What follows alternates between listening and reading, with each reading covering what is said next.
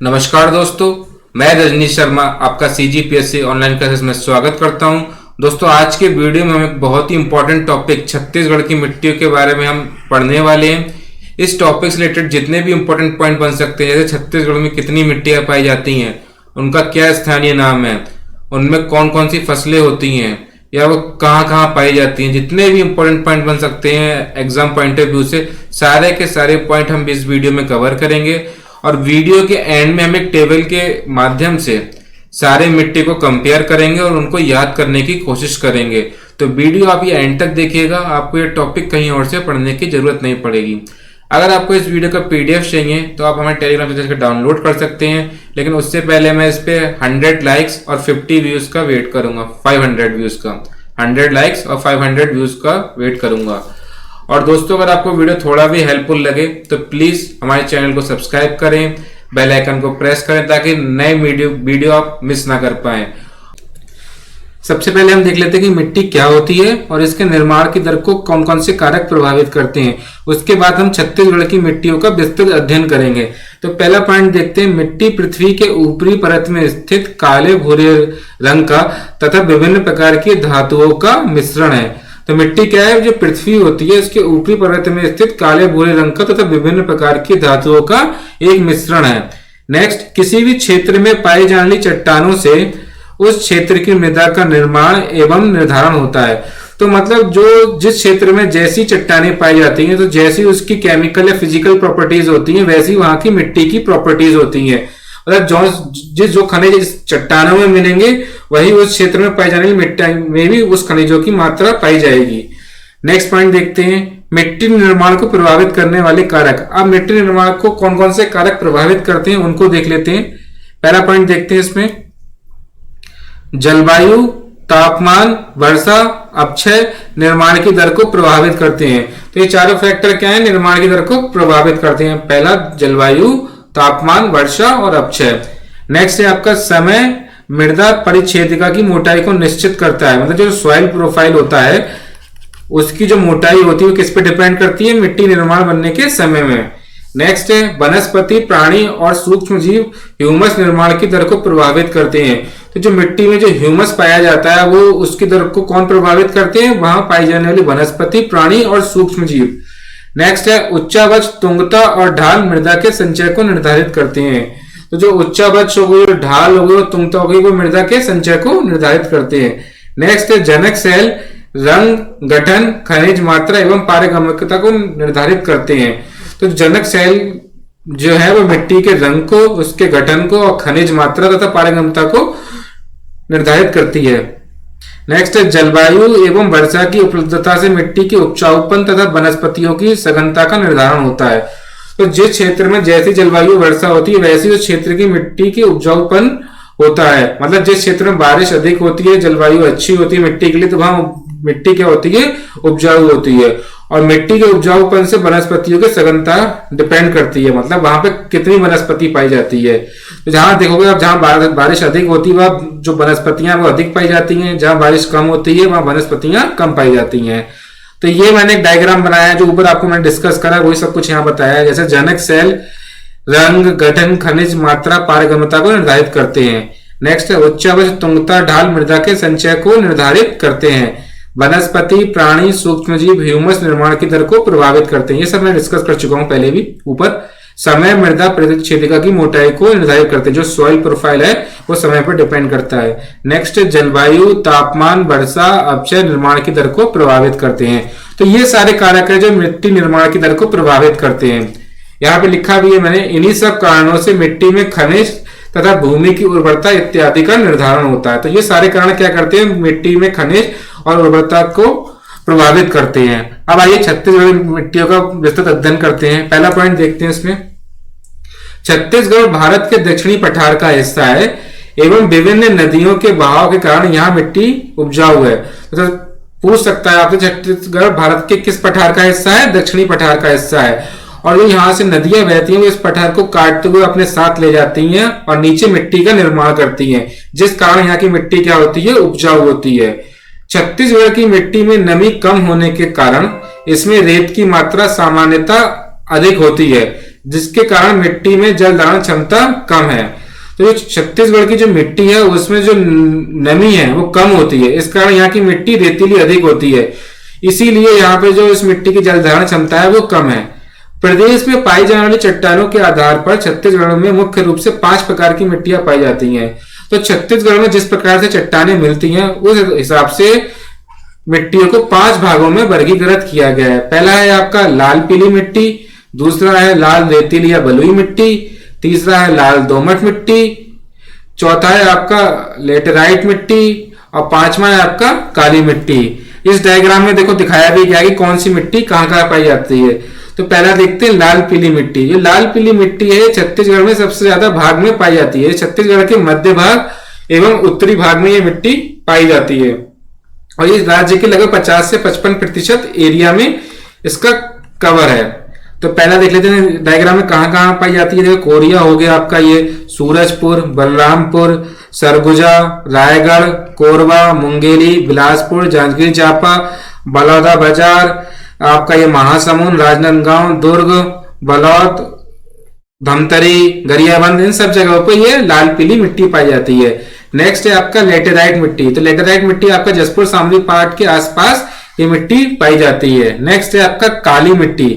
तो काली मिट्टी आपकी कहाँ मिलती है? आपका काली मिट्टी मिलती है, ये आपका कवर्धा हो गया, ये आपका बेमेतरा हो गया, ये आपका रायपुर हो गया और कुछ कुछ गरियाबंद और महासमुंद के पार्ट में भी आपको काली मिट्टी देखने को मिलती है। लाल बलुई मिट्टी कहाँ मिलती है आपको देखने को? लाल बलुई मिट्टी जो बस्तर संभाग है आपका, उसमें पूरी में लगभग लाल बलुई मिट्टी पाई जाती है। लाल दोमट मिट्टी का विस्तार आपका ये सुकमा और दंतेवाड़ा में मिलता है। आगे चल के देखते हैं, अब एक एक मिट्टी का विस्तृत अध्ययन करते हैं। मैं सारा बताऊंगा मिट्टी का विस्तार कहाँ पे है। पहला है आपका लाल पीली मिट्टी। तो इसका जो स्थानीय नाम है, स्थानीय भाषा में इसे मटासी मिट्टी कहते हैं। तो आपसे पूछ सकता है लाल पीली मिट्टी का छत्तीसगढ़ी में स्थानीय नाम क्या है? तो इसका आंसर हो जाएगा मटासी मिट्टी। नेक्स्ट है विस्तार। राज्य में सर्वाधिक विस्तार इसी मिट्टी का है, 50 से 55% मैंने आपको बताया। ये मुख्यतः कोरिया, सरगुजा, जसपुर, रायगढ़, जांजगीर चांपा, कोरबा, बिलासपुर, कवर्धा, दुर्ग, रायपुर, महासमुंद एवं धमतरी जिलों में पाई जाती है। अब इसकी प्रकृति देख लेते हैं मिट्टी की कैसी है। इस मिट्टी का पीएच मान 5.5 से 8.5 तक होता है, इसलिए इसकी प्रकृति अम्लीय या क्षारीय दोनों हो सकती है। नेक्स्ट है आप विशेषता देखते हैं इस मिट्टी में क्या क्या विशेषता पाई जाती है। यह मिट्टी गोंडवाना क्रम की चट्टानों से निर्मित है। इस मिट्टी में सामान्यतः ह्यूमस तथा नाइट्रोजन की कमी होती है, यही कारण है इसकी उर्वरता अधिक नहीं होती है। तो आपसे पूछ सकता है कि कौन सी मिट्टी का निर्माण गोंडवाना क्रम की चट्टानों से होता है? तो आपका इसका आंसर हो जाएगा लाल पीली मिट्टी। और सामान्यतः इसमें ह्यूमस और नाइट्रोजन की कमी होती है, यही कारण है कि इसमें उर्वरता कम होती है। और जो मिट्टी का लाल रंग है वो किसके कारण आता है? फेरस ऑक्साइड के कारण। तो मिट्टी में जहां जहां पूछे आपसे वो लाल रंग किसके कारण आता है? वो आयरन के ऑक्साइड यानी कि फेरस ऑक्साइड के कारण मिट्टी का रंग लाल होता है। पीला रंग पूछे आपसे तो पीला रंग किस कारण होता है मिट्टी का? फेरिक ऑक्साइड यानी कि Fe3O4 के कारण पीला रंग आता है। अब यहाँ की मुख्य फसल देख लेते हैं। यह मिट्टी धान की फसल के लिए उपयुक्त मानी जाती है। उसके अलावा अलसी, तिल, ज्वार, मक्का, कोदो और कुटकी के लिए उपयुक्त है। तो ये मिट्टी किसके लिए उपयुक्त मानी जाती है? धान के फसल के लिए। और यहाँ पे अलसी, तिल, ज्वार, मक्का, कोदो, कुटकी आदि भी होते हैं। नेक्स्ट आप देखते हैं लाल रेतीली मिट्टी या बलुई मिट्टी। तो इस मिट्टी में जो होता है वो लौह के ऑक्साइड अधिक होते हैं, तो इसलिए लाल होती है, और रेत की मात्रा अधिक होती है, तो इसलिए रेतीली होती है। इसका स्थानीय नाम क्या है? टिकरा मिट्टी, और इसको रेतीली मिट्टी भी कहा जाता है। यह छत्तीसगढ़ की दूसरी सर्वाधिक फैलाव वाली मिट्टी है, मतलब 25 से 30% एरिया में यह मिट्टी पाई जाती है। यह मिट्टी मुख्यतः राजनांदगांव, कांकेर, नारायणपुर, बीजापुर, दंतेवाड़ा और बस्तर जिलों में पाई जाती है।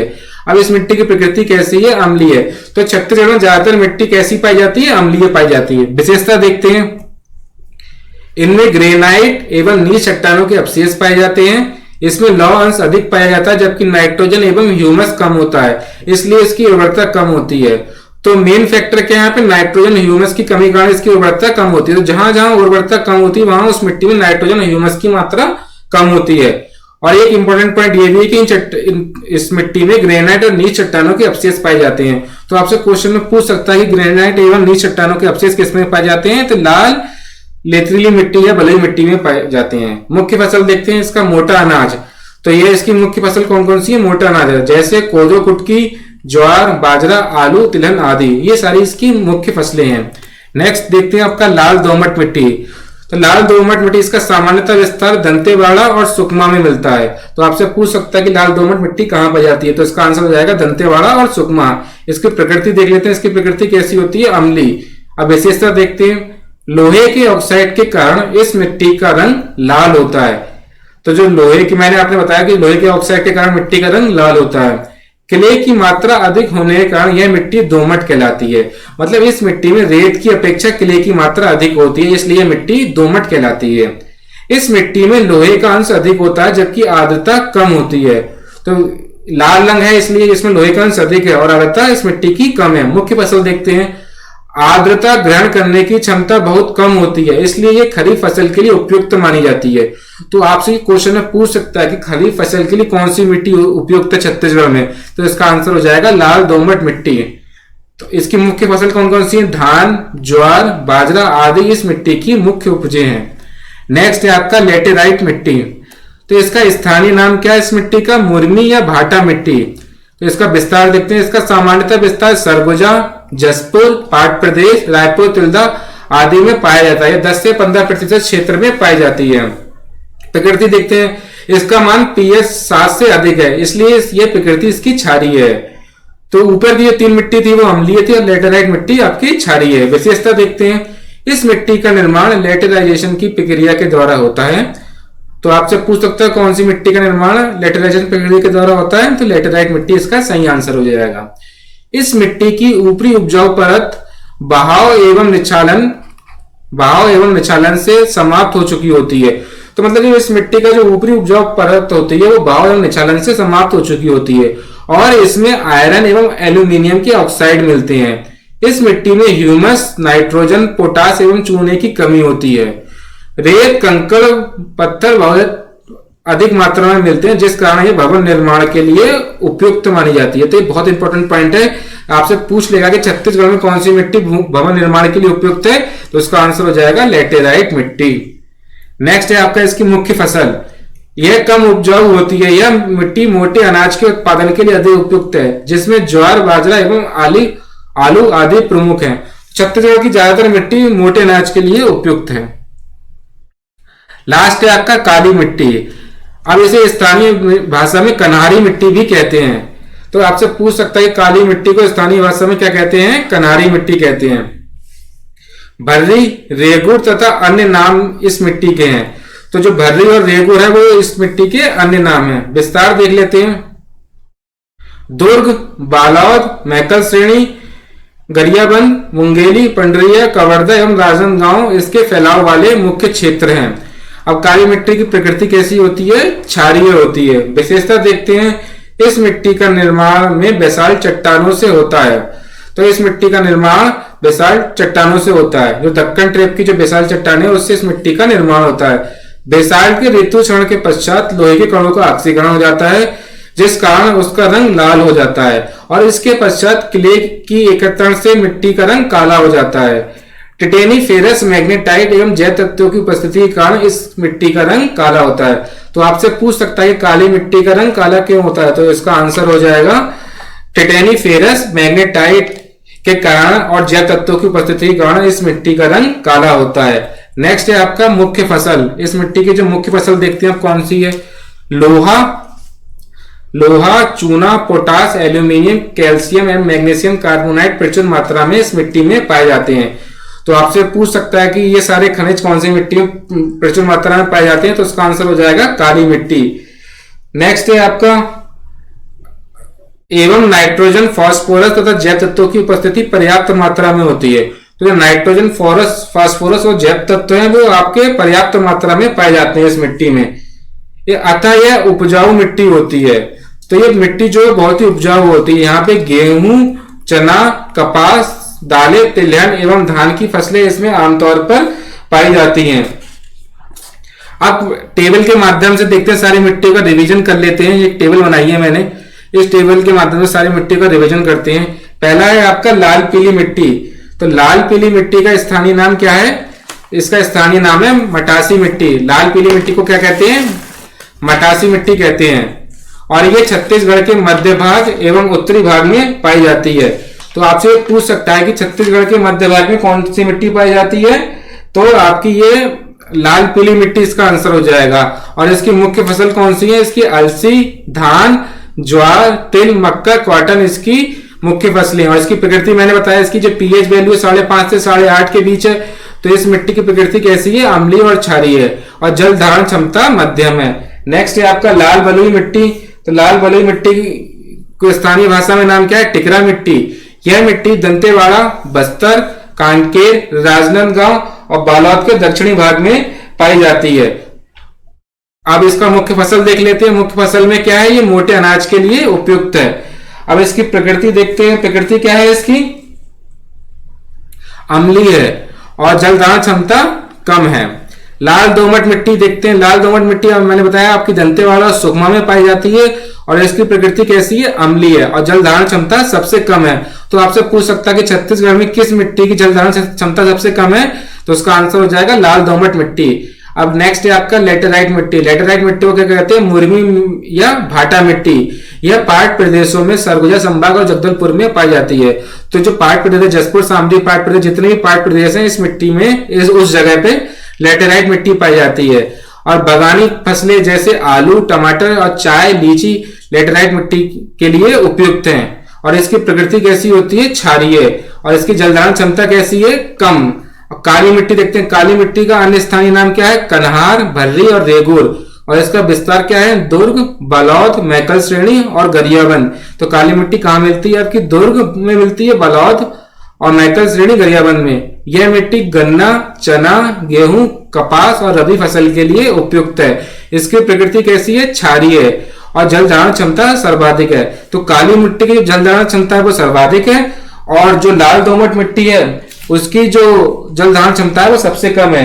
एक पॉइंट यहाँ पे रहेगा, जो लाल पीली मिट्टी है, जो लाल पीली मिट्टी और जो काली मिट्टी है उसके मिश्रण को डोरसा कहते हैं। क्या कहते हैं? डोरसा। तो लाल पीली मिट्टी और काली मिट्टी के मिश्रण को क्या कहते हैं? डोरसा कहते हैं। तो दोस्तों इस प्रकार मैंने छत्तीसगढ़ की सारी मिट्टी को बहुत जल्दी आपका कवर कराया। अगर आपको ये वीडियो थोड़ा भी पसंद आया हो तो प्लीज इस पे लाइक करें, कमेंट करें और हमारे चैनल को सब्सक्राइब करें और बेल आइकन को प्रेस करें, ताकि आप कोई भी नई वीडियो जैसी हम अपने चैनल पर डालें उसको मिस ना करें और नोटिफिकेशन के जरिए आपको वीडियो मिल जाए। आज के लिए बस इतना ही। जय हिंद, जय भारत।